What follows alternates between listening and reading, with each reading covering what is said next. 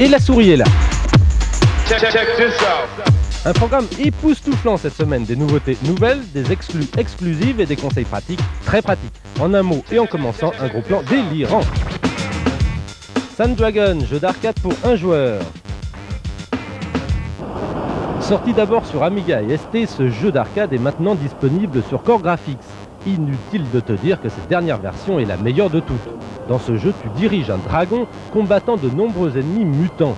Armes supplémentaires, bonus, tout est présent, un super jeu d'arcade. Et si la souris te le dit, tu peux lui faire confiance. Ah mais...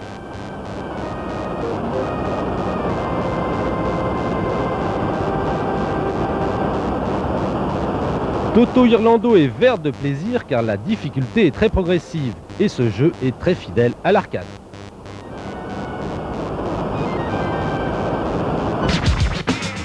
Super Mario World, jeu d'arcade pour un joueur.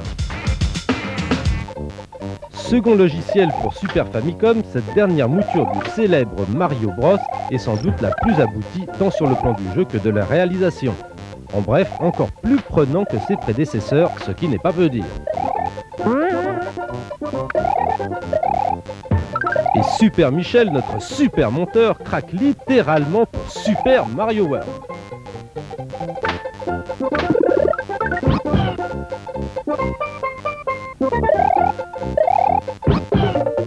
Toto est orange car le joueur doit faire attention à certains pièges. Note de 5 car le jeu est passionnant.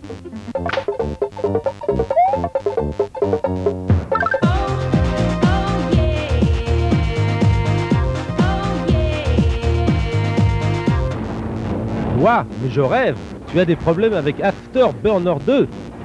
Bon, effectivement, ce jeu peut te paraître un peu dur, et disposer de missiles en plus grand nombre te faciliterait peut-être la tâche. Eh bien, tu as de la chance, car la souris est en mesure de te fournir un truc de premier ordre. Lors de la phase de ravitaillement au stage 5, il suffit de presser le bouton B tout en positionnant le joypad sur la droite. De cette façon, tu obtiendras 100 missiles. Vraiment, écoute, c'est bête à dire, mais je me sens totalement indispensable.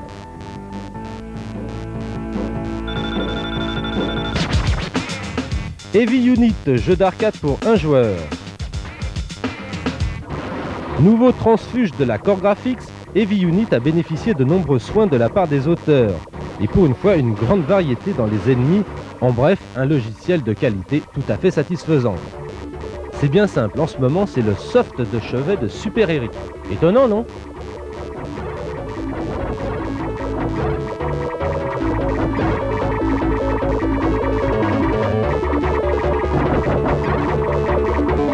Beaucoup plus jouable que la version Core Graphics, Toto nous confirme une bonne réalisation du niveau de cette dernière.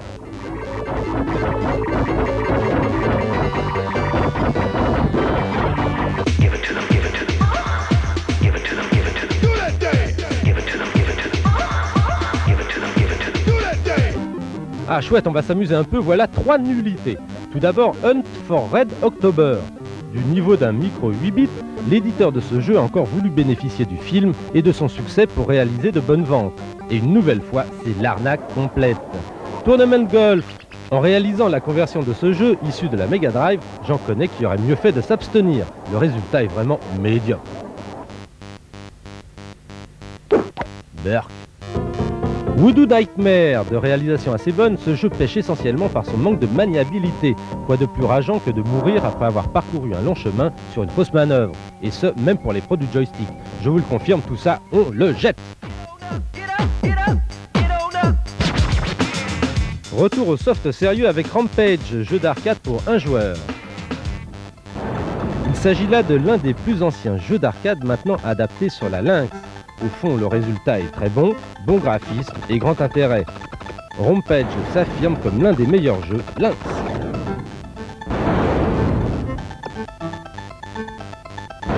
Et sans jeu de mots, la souris a l'œil pour ce genre de choses.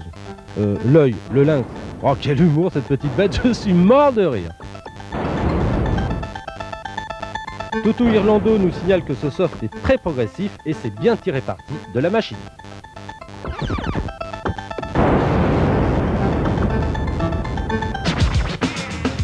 Pilot Wings, jeu d'arcade pour un joueur.